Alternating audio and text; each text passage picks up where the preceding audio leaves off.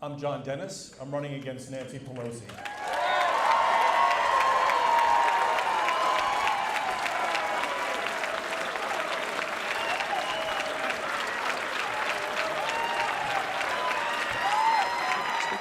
We have the most beautiful state and one of the most beautiful places in the world, and people are leaving. I'm gonna catch you when all the cameras aren't around, and I'm gonna you up. I'm tired. He's the chairman of the San Francisco GOP, and he's running against House Speaker Nancy Pelosi. Step back, everyone.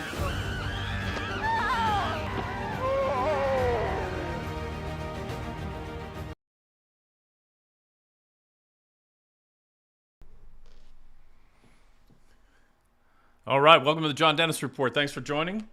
Happy to have you here. Hope you had a great weekend.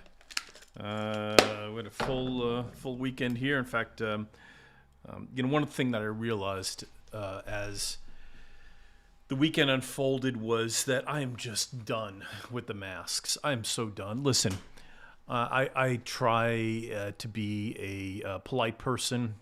I think etiquette is incredibly important. I think people talk about in criminal justice the broken window theory, that if you prosecute people who break windows, small crimes, you'll find that communities tend to commit fewer big crimes.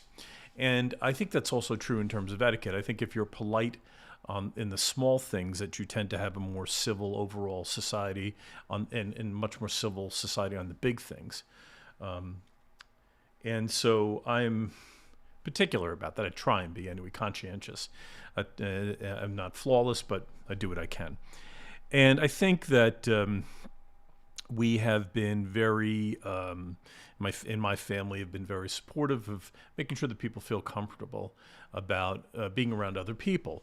This COVID was a serious thing, not for a lot of people, but for the people who it becomes serious, it's deadly. And as I've said this before, my father died of COVID. A good friend who's involved in another political organization to which I belong passed away in February after the vaccine was being distributed from COVID. Had a really rough time of it in a short time, and so I take it seriously. However, having said all that, these vaccines, of which I reluctantly took, I took the Johnson & Johnson one about a month ago.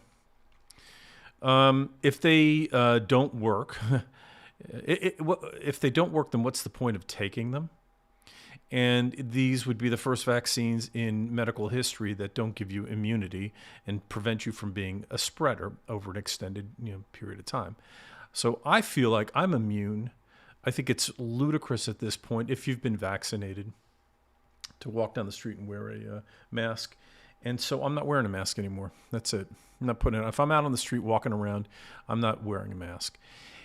And, I'm going to respect the wishes of establishments that require them. I'm not going to harass them. I'm not going to argue with them. I'll avoid the ones that want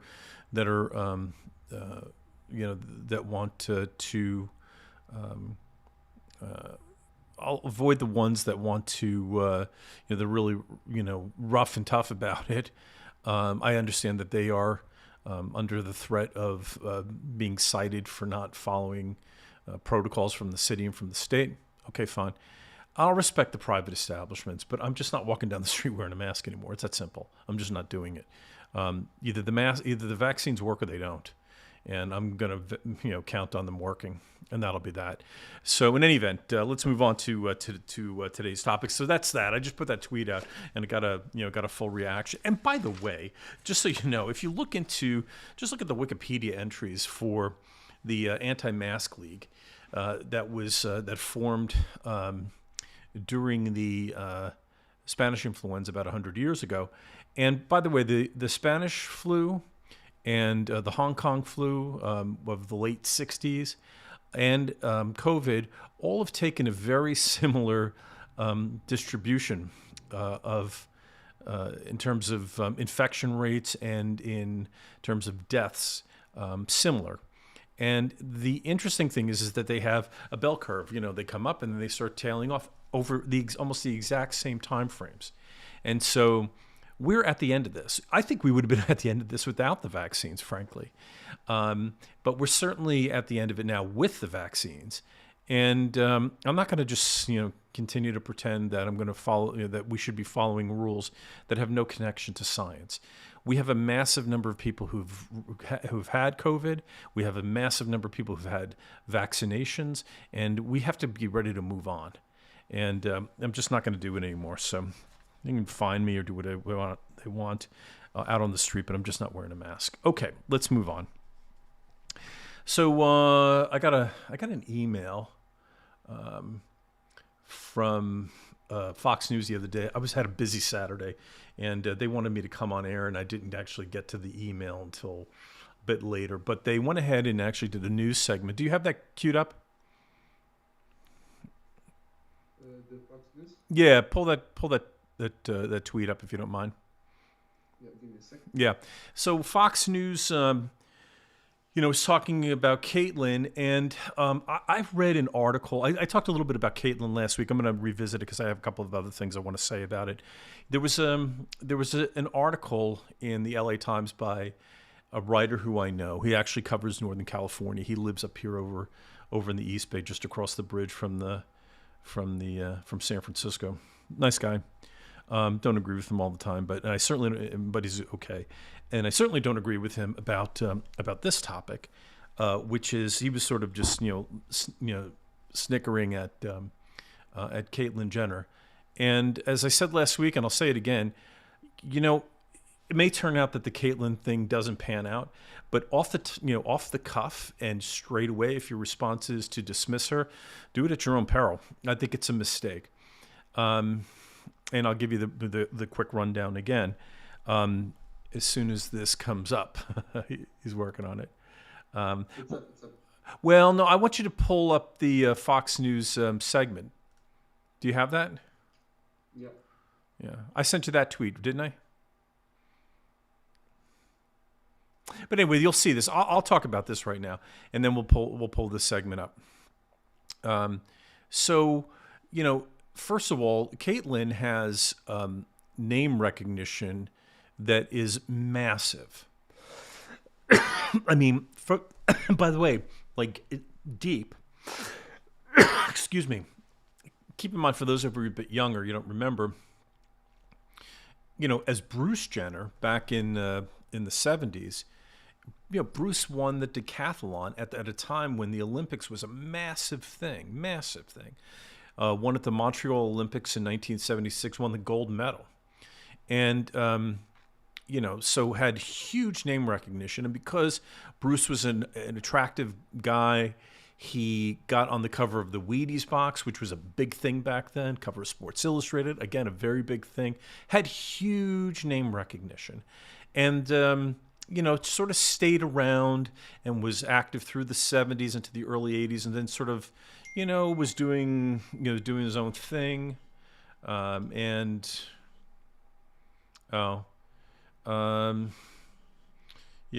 going to forward you the email. Hold on one second. Let's see.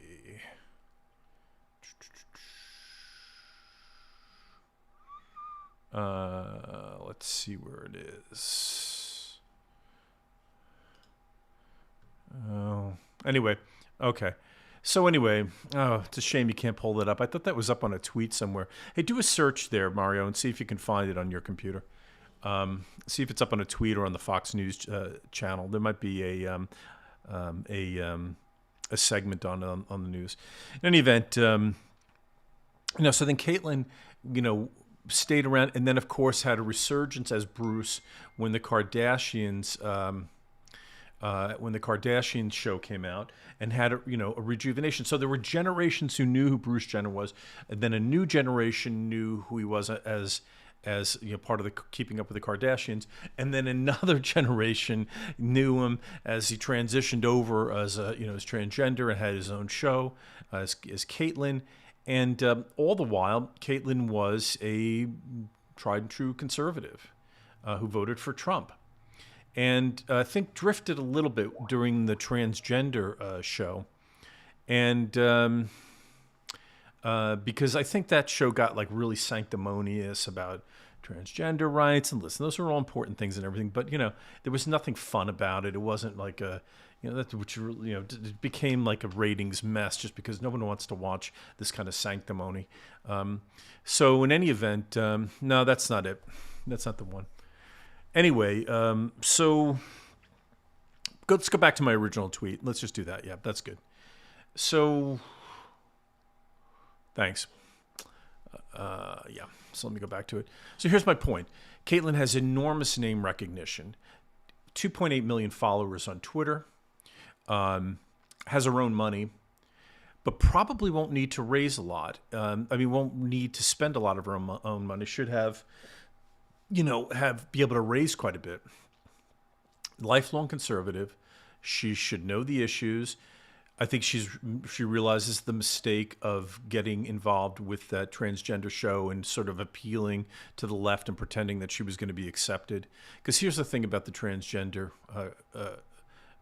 deal. Just because you become transgender doesn't mean you're going to automatically be accepted by that community or by the left. Which tells you, by the way, it has nothing to do with your sexuality or how you identify. It has everything to do with your politics. Caitlyn is not going to be accepted by that crowd because she's a conservative. And she's rejected that crowd and come back to her conservative roots. But here's the kind of the critical thing. She knows how to win. She knew how to win that decathlon. I mean, think about that. The decathlon is known as the best athlete in the world. That was, I know people who worked out with her during that time, and she was, as Bruce was so focused, so disciplined, and just relentless, and won that thing, I think, in a record fashion. So knows how to win, and when you and by the way, has also been speaking for decades on political issues. Maybe not as vocally as Donald Trump was, who was very vocal in private life going back to the 80s on political matters, and clearly was a political person. Schwarzenegger also was a political person who also knew how to win. So Caitlyn shares that in common. High profile, knows how to win, and has been talking about politics for a very long time.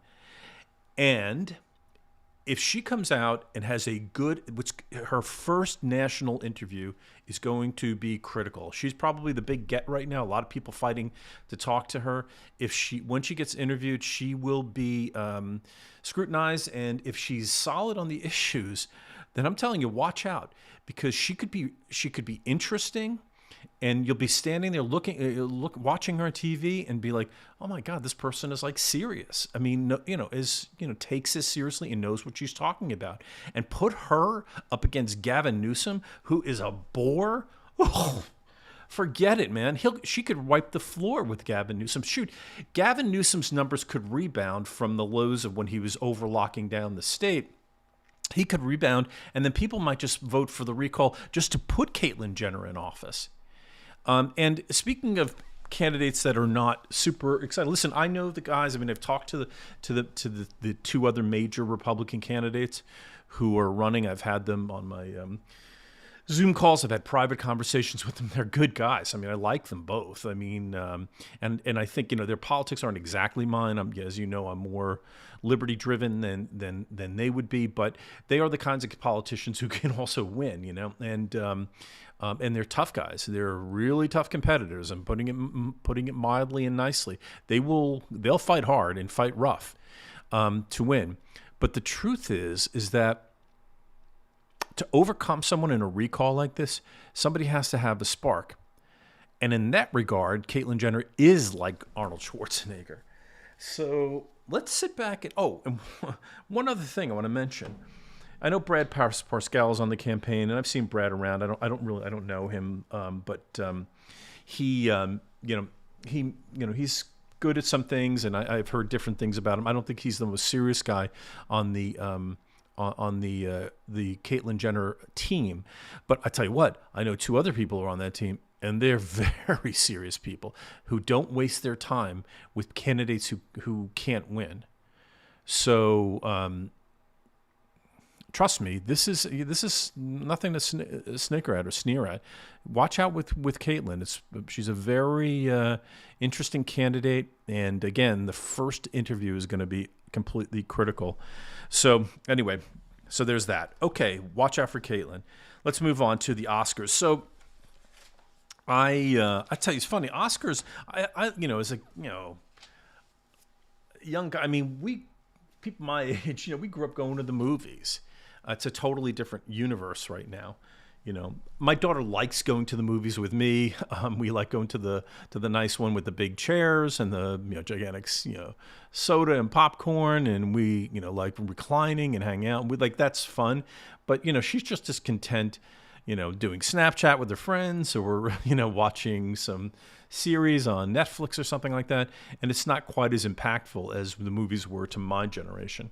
So I'm from the generation that really likes the movies and loved loving the movies, and so I used to have Oscar parties, and it was fun. It was nice to see, it was nice to see how glamorous we as a society can get, and there's nothing more. There was no event in the world, especially on the international stage. I'm thinking about some things in Britain. Even there, nothing more glamorous than the Oscars. All these beautiful people, talented people, coming to celebrate art. The best of that type of art. And it was fun, and you had your favorites, and make sure you saw the movies before the ceremony, and we'd have pools, and it was a fun thing. And you get the occasional political speech and the occasional, people who take advantage of the moment. I think about Marlon Brando and not showing up, and having an Indian woman accept his Oscar on his behalf. But it's really changed. A couple things have changed. One, as the Oscars. Have always suffered from wanting to reward movies that fewer people have seen, not the popular ones. That's always been a problem. Very infrequently has it been really successful movies have actually won the Oscars. Hasn't been that way for a long time. But now you've gotten really obscure movies that win. And that doesn't help. And on topics that are real, I'm just thinking a few years ago when Moonlight won. I've never seen that movie. I can't watch it. My wife was watching it. I turned on watching it. She's like, she's got her AirPods in. She's like, oh, it's like I want to kill myself. This movie's so terrible to watch. Just very heavy stuff that's just not really appealing. Doesn't have mass appeal. And then combine that with the fact that the truth is that what you get fed on screen are people. The political speeches, which were, I said before, were infrequent, tolerable. Speaking of sanctimony, they got sanctimonious about topics that only Hollywood and the most elite people hypocritically believe in. I'm going to come back to the hypocrisy in a second, but you have.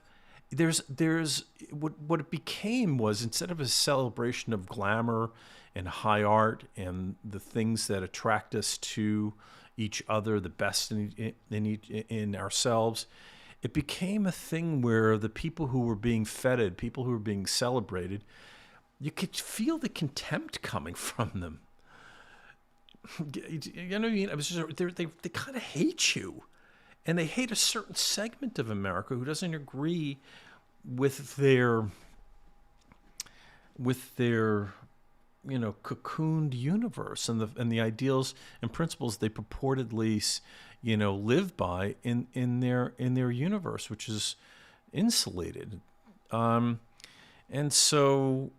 by the way, this is also true of sports. I mean, I've mentioned this before. I used to be a big Golden State Warriors fan. I had seats. I would never go. I don't even watch them on TV anymore. This is a big thing. I mean, I'd watch every game, and I can't do it now because I just can't support anything that just is insulting me and holds me in contempt and effectively accuses me of things that they don't know that I'm not guilty of. I mean, they basically, when you watch the NBA, there's an implied thing that you support a system that is racist, which makes you, by extension, a racist too. I don't want to be called a racist and pay to be called a racist. I don't want to be called a racist and be paid to be called a racist. I don't want that. I'm certainly not going to pay for it. And the same thing is true with Hollywood, except theirs is a much broader scale of of woke issues, and so they've just really turned off their audience. And so put that article back up if you don't mind. So go ahead. Yeah. So here, not surprisingly, Oscars plummet to record low, down 58% compared to last year. By the way, last year was low. And people are just tuning it out. And I put a tweet out yesterday. I said, I'm really enjoying not watching the Oscars tonight. And people responded to it because it's true. Nobody wants to watch it. Nobody wants to be insulted by this nonsense. And I've also mocked Hollywood by saying, please, oh, please, Hollywood, please give us more woke content. We don't have enough woke content. Give us more.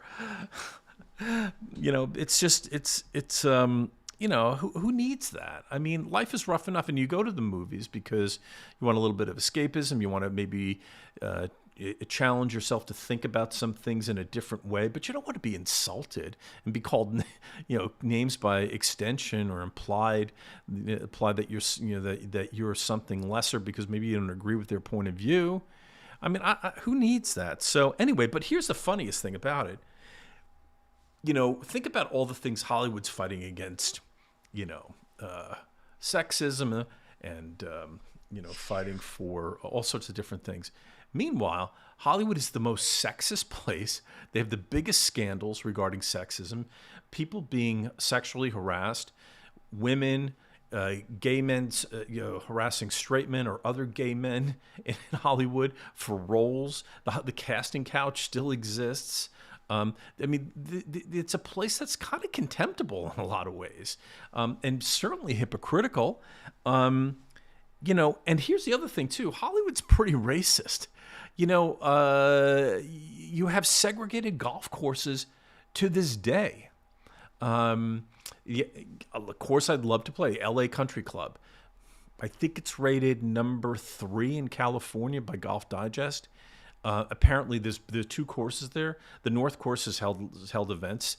It's supposed to be unbelievable, an amazing golf course. They won't allow Jews. The Jewish community and golfers had to go create their own golf course. And by the way, that was back. They had to do that in the early 20th century, but it's still true today.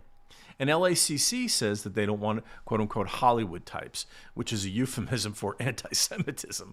There is an accepted level of segregation and contempt for each other, and frankly, a racism that is accepted in Hollywood. And for all their wokeness, I wouldn't even look at the results, but I did happen to hear that Anthony Hopkins won, and that created a bit of a stir within the minority community. I mean, Hollywood's a bunch of hypocrites, and so why would you listen to people who hold you in contempt and are hypocritical about their own values, their own purported values? So I don't know. It just seems like a very tacky place. It's and I just really am not interested in tuning into a virtue signaling fest from a bunch of hypocrites. So anyway, so there's that. The Oscars, I think, are done until they change. I don't know if they're going to change. I don't know how they can back off. If they kind of could quietly just start changing and pushing back against each other. Maybe there'll be a civil war in Hollywood that will work to include people from the majority of the country, the rest of the country, the middle of the country, outside of the coasts, the very edge of the coasts, by the way. Because even if you go inland a little bit in California, you get away from the lefty lunacy like pretty quickly, not too far from the coasts.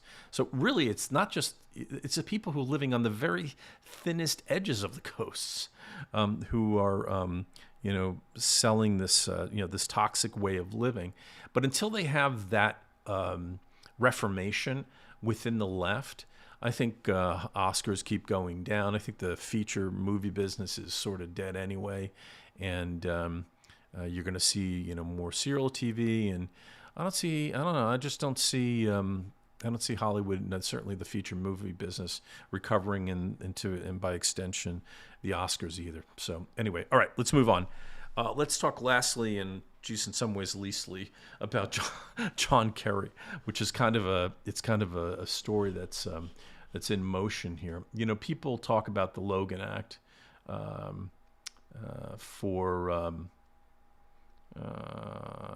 people talk about the Logan Act. Because sorry, somebody's starting a fight with me on Twitter here. Yeah. Oh, please, idiot. Okay, I'm gonna have to talk about this.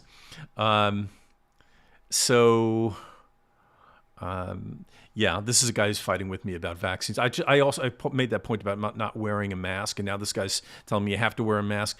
But you're supposed to wear a mask after you've been vaccinated. Okay, there's no science on that. He can try all day to sell me on that bullshit. There's no science that says that you should wear a mask afterward. And I've listened to Fauci do verbal gymnastics on this topic, and it's all nonsense. Anyway, let me come back to I think maybe we'll deal with that tomorrow if you can remind me, Mario.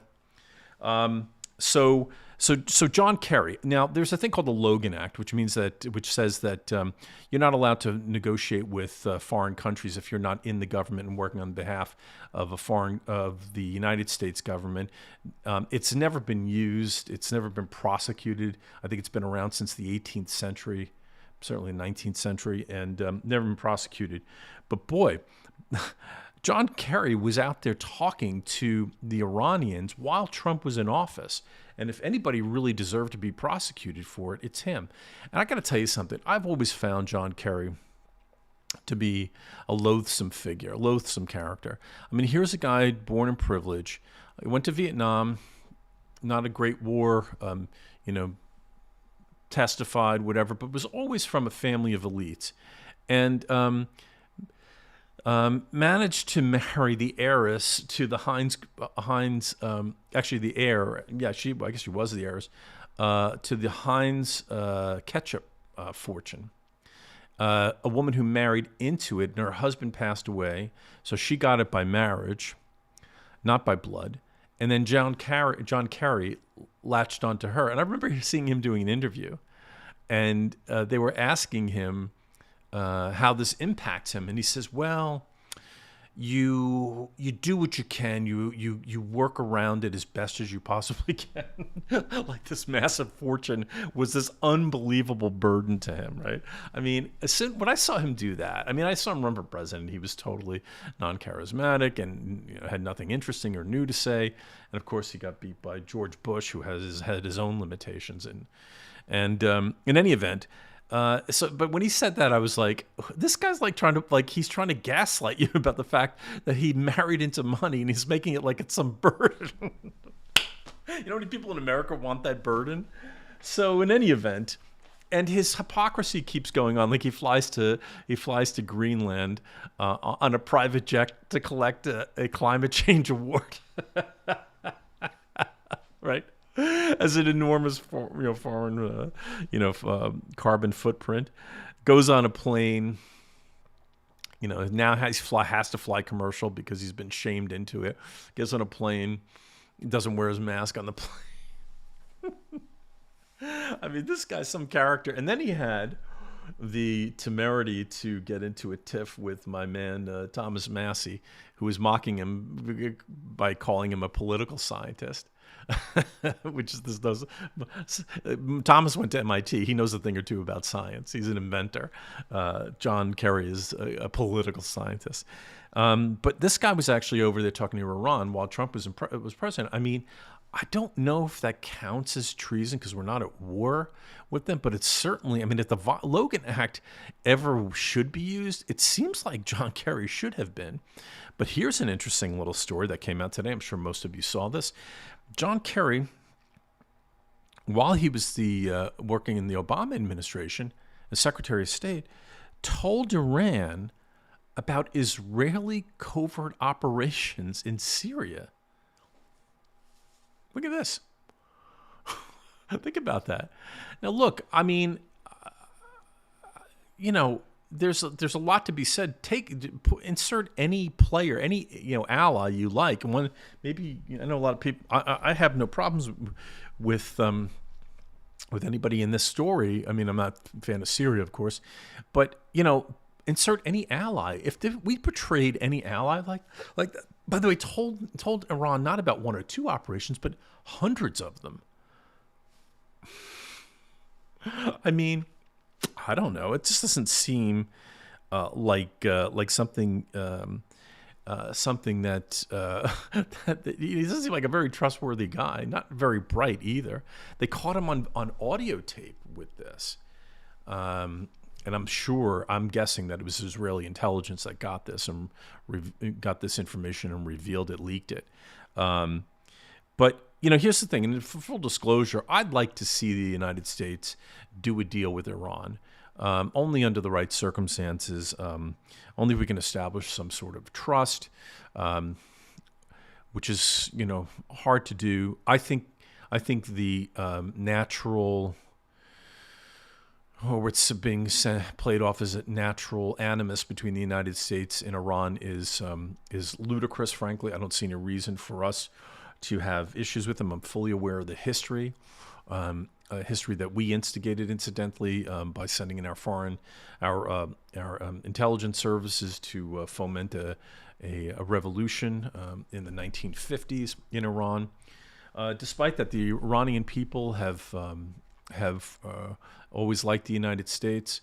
The Iranian people, actually, in Iran, was a good place for the Jewish community. Lots of when the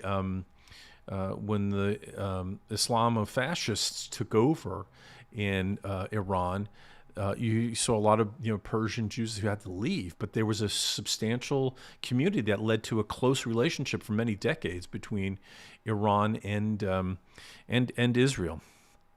And so I'd like to see, reestablishment of some sort of a relationship with Iran. Something, by the way, that we were moving closer to in the early 2000s, prior under the Bush administration, the second Bush administration, and we were moving closer to that relationship. And then 9/11 happened, and then some of the more aggressive neocons took that as an opportunity to alienate Iran once again. Iran actually offered to help in capturing and help us in the war against Osama bin Laden.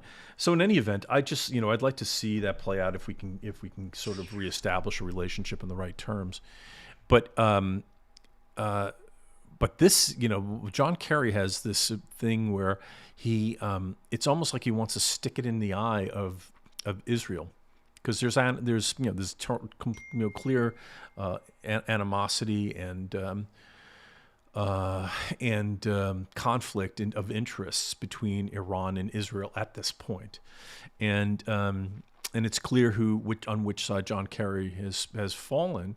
And the fact that he betrayed an ally, irrespective of what you think of Israel, that is unforgivable. And he's just a guy who can't be trusted. He really ought to be tossed out of the administration. I would like to see us start, by the way, to prosecute Logan Act violations. I think he'd be a prime target. But in the meantime, get this totally untrustworthy phony out of our government. Get him out of public life. Send him home and let him count his, let him own ketchup. Let him just deal with that. Count the money that his wife makes him. But leave government and leave your quote unquote public service, because you clearly, John Kerry, don't know what that means, and you don't understand what it means to to hold a relationship with an ally. This is indefensible, frankly. I don't see how he survives it, except for the fact that we have a sycophantic mainstream media that won't question anything. I mean, this was originally put out by the New York Post. The mainstream media, so far as I can tell, has not followed up on it. And if they don't make a stink, then nothing happens. So put them in a position of real power here. And it also, by putting them in that position of power, it allows all sorts of really nasty things to happen. Because if a violent act happens in a place where the mainstream media doesn't report on it, does it really happen? Does it matter? So in any event, I'm getting dinged like crazy. I've got a lot of stuff coming up here, so I'm going to let you go at this point. We'll continue to follow up on that John Kerry story. But thanks for joining us today. I really appreciate that. Hey, if you don't mind, if you could follow us on John Dennis Report on YouTube and on Facebook, I'd be grateful. Also at Real John Dennis on Twitter, at Real John Dennis on Instagram. Those are our two things. So always remember, it's John Dennis Report on Facebook and YouTube, and at Real John Dennis on Instagram and Twitter. So thanks for joining us. Oh, tomorrow night, I think, is it tomorrow night? No, Thursday night, I'm going to be on the Rob Schmidt Show on Newsmax. Keep you posted on that. I don't know what we're talking about, but I'm sure it'll be something interesting. And I'll probably know a little bit more tomorrow, certainly by Thursday. So we'll chat tomorrow. Have a good night.